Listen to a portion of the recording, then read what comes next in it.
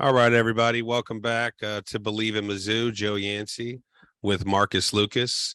A little bit of a heavier, tougher go on the heels of Saturday's game. I think we've had some time to maybe recover and reflect. Obviously not participating in the game, so not maybe as heavy on myself and Marcus, even though Marcus has played in been in big games like this against that team.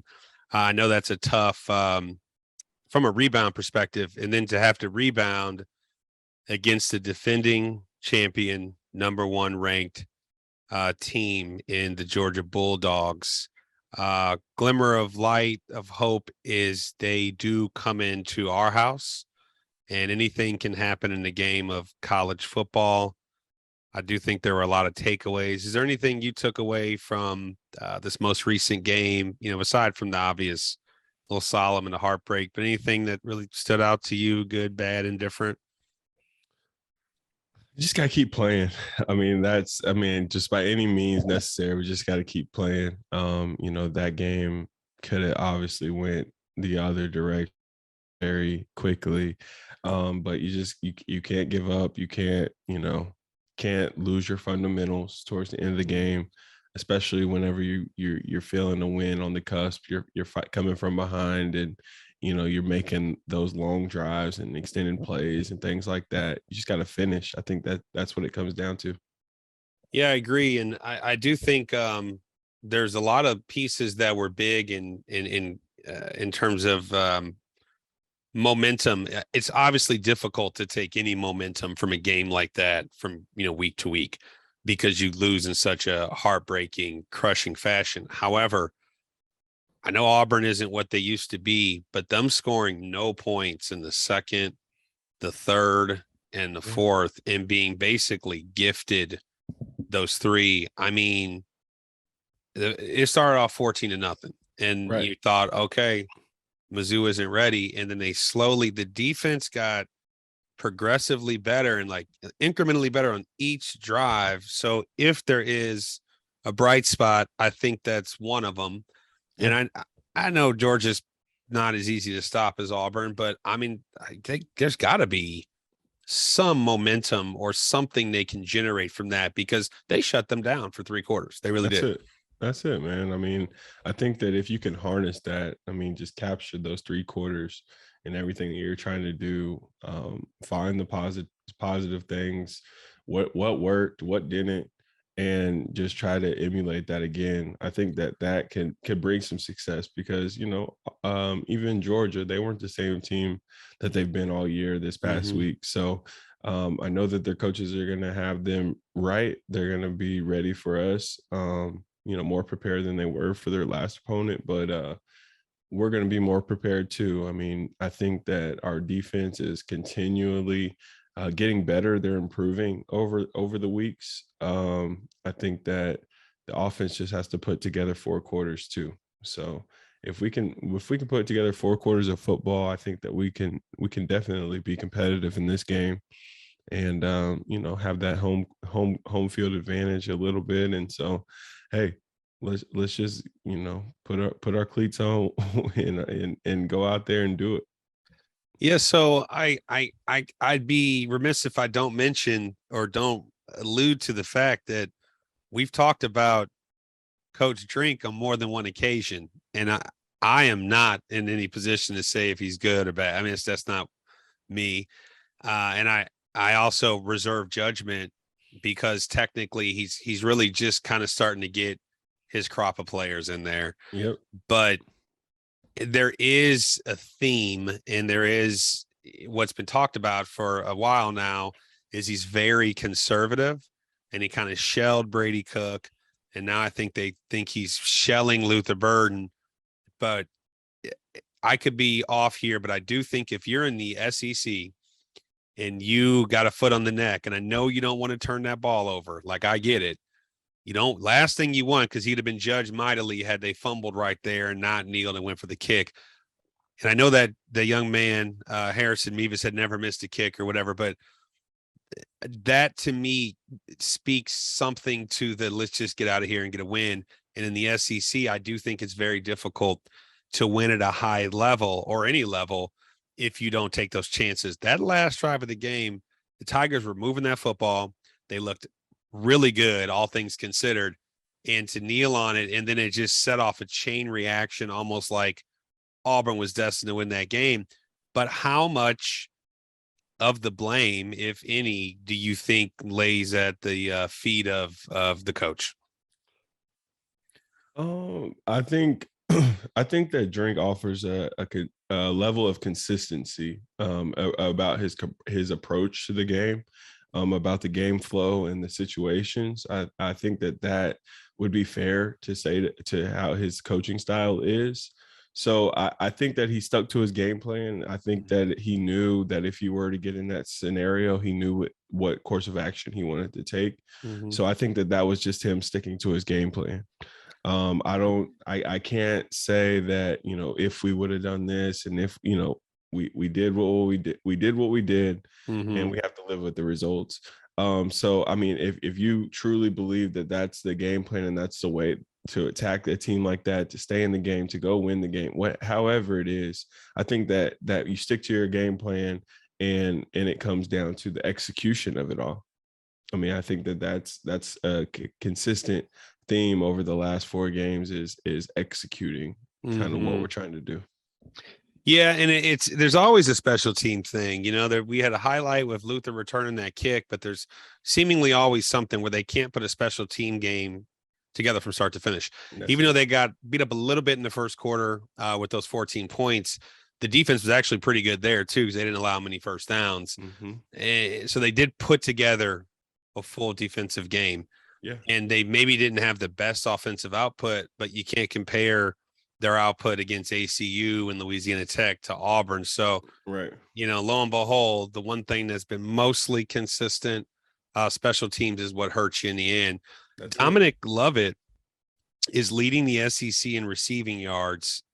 And it's wild because at the same time, Luther Burden scrubs his social media, takes anything off that references Como, MIZ, Tigers, leaves up, he's from STL, all those things. And everybody immediately assumes that he's going to transfer, even though that portal's not opening for, a while.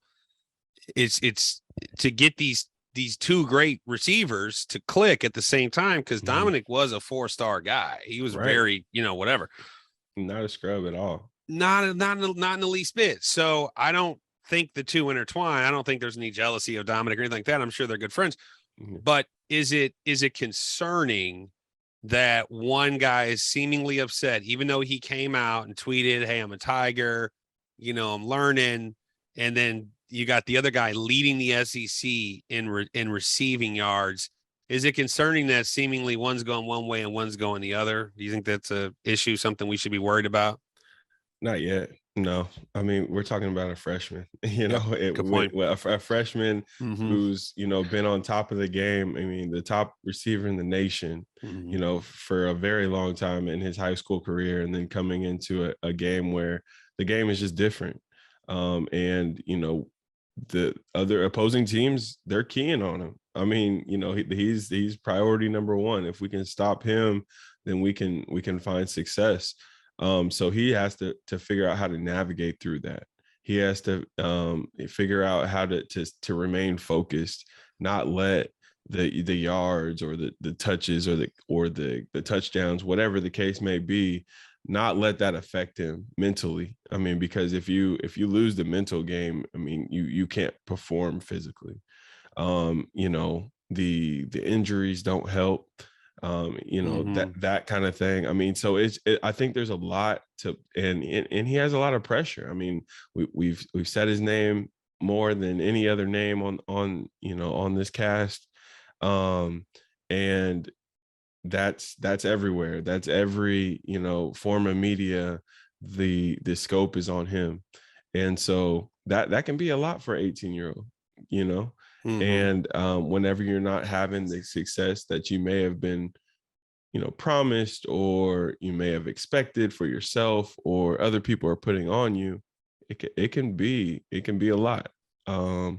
I can speak to that personally. Mm-hmm. And so, I mean, I think that this day and age that I think we put a little bit too much, know the word that I'm looking for, but we rely on what we see on social media as reality. Mm-hmm. And it's not, it could mean a magnitude of things. I mean, we saw, what's his name, Kyler Murray, take off everything from his social media, and then he Yeah. goes and signs a mega deal, Yep. with the team. So I think that, I think that, it's only going to be a test of time, of how we get this thing turned around. We've talked about Coach Drink and how he can, get the ball into his hands in different ways. I think he came out and said that, the game plan was to only allow him to return punts after the second quarter, whenever he came out. So, I mean, we can't speculate on everything when we don't know the ins and outs of it all. Makes sense. And I mean, we would need a lot of time for me to talk about how divisive and bad I think social media is for people. I mean, grown adults, Exactly. people over 30, 40, 50, let alone, we forget that he, technically in some circles is still considered a kid, teenager. Right. And it, as a whole, social media is not great. And when the whole world is looking at you, and the fact that there are people that track that tells Right. you how crazy it is. Because there are How people crazy. that'll tell you, oh, Joel Embiid stopped following the 76ers. How do you know that? Like How do you know? how do you know? But they know, so it tells Right. you the scope. I mean, you obviously were a star and extremely productive, and then you're playing with DGB, so you've been through all of these things. Yeah. When you were doing your thing, and I know you can speak to it better than anyone, what those pressures are like. And even in 2013, 14, social media was still a thing then, but now it's even more amplified. It's way different. It's way different. It's too accessible. People can at you, and I think that's why Twitter is so popular. The Twitter was Facebooks and just the Instagram. started, I think, my freshman year. Mm-hmm. Yeah. Well, and it's where it's at now. It's people have so much accessibility to you. And, I don't want to get into the whole thing, but athletes don't owe anybody anything, No, period. They not at don't. all. They don't. They just don't. And I think us as a whole, as a country, nation, people, fan base need to understand that. And this better than anyone. But you're right. He is a young man. He has a lot of pressure. He might have just been upset about the game.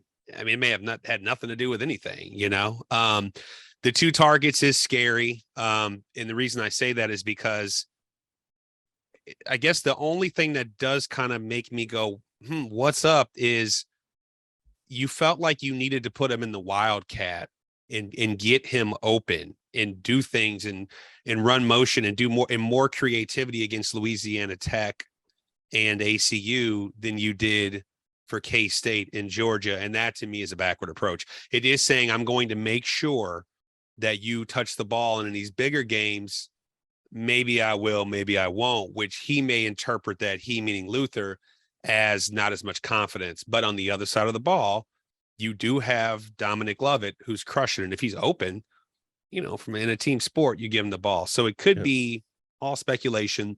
It could mean a whole lot of nothing. I know Dominic, piece I saw, I don't think he left the game. I didn't see the entire game, but I know he got hurt and he ended up coming back. And I also know that Luther is questionable this week. Right. And that's up in the air. And if there's a decision that's been made since I read that, I haven't yet seen it. I haven't either. I think it was the last I saw too. Yeah, I think if he can play, they really should play him. I mean, it's the biggest stage. It's the toughest foe they've had at home in, I don't know, maybe ever. I mean, it is going to be a tough game. Before we jump into some of the kind of the details, I did want to also briefly touch on a couple of statistics that really stood out for that game against Auburn. Don't want to dwell on it, but it's obviously a game you should have won, because generally, unless you get annihilated, like super lopsided on the turnover margin, the fact that they allowed them 3.3 yards per play, they allowed a total of 217 yards, and only 82 of those yards were rushing yards. The Tigers got about 180 yards through the air without Luther touching the ball and Lovett leaving the game for a period of time. and Auburn converted third downs at a 3 out of 16. So the way I've interpreted this loss, and I know no one wants to hear it, it's bad luck and it's horrible timing.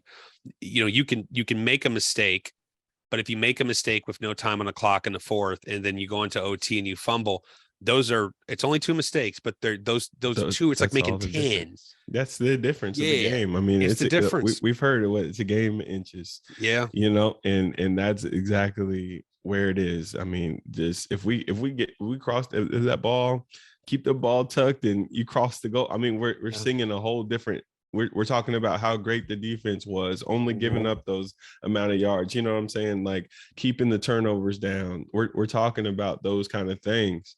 So I think the tone of our conversation is different. Does Luther wipe his account if that doesn't happen? If we get a team win in the SEC, all these different things. I mean, those 2 plays that you're talking about right there are the complete difference of the game. And they suck the life out of you, honestly. Whenever it happens, I've been on that side. And it's just, you have to really come back. I mean, each player has to individually come back and, what more could I have done? I've said it since the beginning, get in that classroom. The classroom is where, you can get better. It's where, you can find the mistakes. It's all of those things. It's where we can communicate with each other, to figure out what each other are thinking. Everybody needs to be in sync at this point. We're starting to get into that, the second third of the season. So it's time to start gelling. It's time to, all the jitters are out the way. We got the first SEC, game out the way. The non-conference schedule is pretty much out the way. All these things. Now it's time to show who we're going to be. And I think that we're still, unfortunately, still trying to find our identity. I think the defense is doing a good job of establishing themselves as a run efficient defense. The pass game is they're still working on it. We still got to work on getting pressure to the quarterback, to make plays, to be able to allow the defensive backs to make plays. And then putting together 4 quarters on special teams. We've had some game-breaking plays. We've had some not so great plays. I mean, so the inconsistencies on special teams have hurt us. And then offense is still, we're doing good, toting the rock, man. How much we're getting? We're getting, over 3 yards a tote. So, Mick is still doing it by committee like we talked about early. It seems to be effective. We got all kind of guys running around with the ball, so that's been good. So continue to build on that and allow it to make our big plays in the passing game. Yeah, and I hope people understand that, the Brady Cooks and the Luthers and even the Dominic, he played last year. He's a sophomore, but Dominic Lovett, he 20 receptions. It wasn't a full slate he didn't play the full season. Cody Schrader just transferred.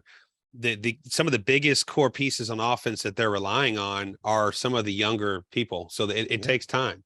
No team's coming together overnight. And I do hope, and they probably are, but I do hope behind the scenes that the squad is rallying behind Drink, because he ain't going to change it right now. He's not going anywhere anytime soon. And the unfortunate reality for him, he will forever be compared for a while to Coach Gary Pinkel, who did take more risk and did have a successful program the majority of the time. The SEC has only gotten harder, though. And Mizzou is kind of about the same. We got more talent, but that's almost unfair to Drink. And, time given the time, I think he'll do what he can do. And, I'm sure he's a smart guy. He's a smart guy, so I'm sure he'll learn from some of these things. And next time he probably would just punch that in and not have put it in the hands of a kicker. This week, Georgia's favorite by 28, which is a lot. I understand they're the champs, but I watched a lot of the last game, and they weren't 28-point style favorites against a team that's not as good as Mizzou. No. So I don't know what to expect. All of the things you just said mean they could win the game. I think for me, if there were probably 5 key bullets that you brought up, the only issue, not the only issue, what needs to happen is they need to hit all 5. Like they Right. can't really slack. You can't make mistakes It's a zero because it margin won't. game. Thank you. Because it is not going to be close against this team if you are really poor in any of the 3 areas, or you lose a turnover battle badly, or you are indecisive with play clock management, and you get in tight at the end of the 4th or into the half or whatever it is, and you don't make deliberate decisions, which did happen at the end of that 4th quarter. They seemed kind of unsure of what they should do. If you're given an opportunity against Georgia to even just be competitive, you better just make a decision and go with it. Right or wrong, just make one. And that didn't seem to be happening a lot in Auburn. So I think those, the 3 obviously main components of the game, offense, defense, special teams, they got to win the turnover battle. And I think the play calling needs to be a little bit more crisp, decisive, and they just don't have, like you said, a lot of margin for error. What are you expecting on Saturday when Mizzou takes on the defending champs? We have a pretty good record. I mean, against some number 1 teams. I mean, I think that we show up to big games. I think that the fans show up for big games, especially at home. I think that we're definitely going to be able to compete in this game. I think that if the coaching staff has rallied with the players have rallied, they made a bond and a connection of, hey, let's give our best foot. Like, what more can we do? If we're turning over stones that haven't been overturned yet, if we're, I don't necessarily like it when coaches make a game bigger than what it is. It is a big game. Let's call it what it is. It's a big game, but it's not the national championship if we beat them. I mean, there's still going to be 7 other games in the conference, that kind of thing. Sure. So it's the middle of our schedule. It's a conference opponent, a division opponent, and we have to go out there and take business. We have to go out there and defend our field. We have to have pride in that. And give it everything we got. I mean, and that's all you can really ask for, is if you're giving it on every play, giving it all you have, and executing at a high level. I can't say that we can't we can't win this game. I can't say that. Sure. We got guys too. We've had flashes. Like we've talked about every week, when we see flashes on both sides, all sides of the ball. And if we can put them all together for a complete game for 4 quarters, we're right in this game. Yeah, so I agree completely. I think the best takeaway of all the good things that we talked about in the Auburn game, I haven't seen every Mizzou game. I've seen most. That is the best defensive game I've seen Mizzou play in many, many, many years. That was an SEC defense. That was, they were prepared to stop you, period. And they didn't care what the offense was doing. So if the offense is competitive and moves the football, like you said, we got guys too. There's a tremendous amount of talent on this Missouri Tigers football team. Man, a lot more than most people know. Board. Yeah, exactly. Man, there's no reason to think they can't compete. So I'm excited. I'm looking forward to it. Like you said, we don't want to make it bigger than what it is, but it's very possible that there's a lull on the other side of the ball. Not saying they will be, because they're, top ranked, et cetera, et cetera. Yeah. But it's possible that they maybe overlook this game, and Missouri can potentially exploit and do some things with it. So that's going to be Saturday. It's a prime-time game. It's 6:30. There's a variety of places to watch it. There's free trials on Fubo. There's ESPN. You can stream it anywhere. You can watch it live. If you're going to be there, you're going to want to be there early. Marcus, can you discuss crustaceans and a couple of things you got going on at your spot this weekend for the folks that'll be in town? Oh yeah, man! For all the fans coming in town, we're doing our first Tiger tailgate special. So as you know, our restaurant is called Crustacean Seafood. We are feature a low country seafood boil. The Tiger tailgate special will have 10 snow crab clusters, 50 shrimp, 6 corn, 6 sausage, 6 eggs, and it's all served on a bed of potatoes, and your choice of butter flavor that can come with that. But come in before the game. We'll have drinks there. We'll have daiquiris. We'll have all of our full menu is going to be wide open. I think we're doing a happy hour all day. So come on in before the game to get right before the game and just show up. And then, we'll be there all weekend long. But I'm excited to see some people. I'll be back for homecoming. So Cool. I can't wait to see everybody. Right on. Well, Mizzou faithful, it wasn't the best recap, but there were plenty of positives regarding last week's game. And there's a lot of momentum heading into this weekend. And I'm pretty confident that the team has put that behind them. So even though we're not happy with the result of last week's football game, there was so many momentous pieces that can be carried. And although Georgia is a great football team, I have complete confidence they'll compete. So, yeah, that's all we got. Marcus, anything you want to add? That's it, man. We're 0-0 this week. Let's go. Let's go. Take it that way. Let's take a business approach to this game and let's go get a victory. Yes, sir. Well, as always, appreciate it. ZOU. Appreciate you guys. Thanks for listening and watching. Marcus, talk to you soon, sir. All right. Talk to you, man.